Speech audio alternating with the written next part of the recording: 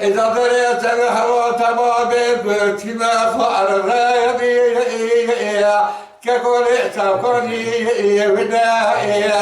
هجم الله بويت سويت تنوت الزر ساتوجي كوجا هذا بدل كنا يعني شيء رداء لما سويت بدي سبقي كلك خبر بركتي جريده هذا بس ما قدرت ذكر الجواب بنوع درجات بعضها إذا ما لك يقوم في دراري سألت هذا الخمايا إيه دراري بجي أنا بيتي بايا أرتي بايا أسمايا أسمايا أبتدي جاريجا كذا كوا كذا مدينة السبت عربي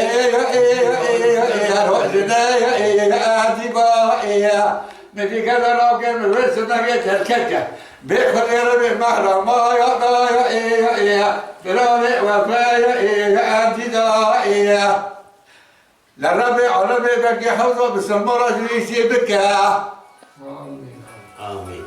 إذا وزن مرات إذا قلت الدنيا بشوت الزبيد فما عملنا بيتي البايع وادي البايع بيت واسمايع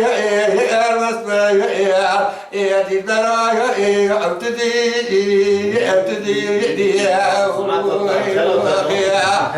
Mala Dengbeja Sadık Akkoyun.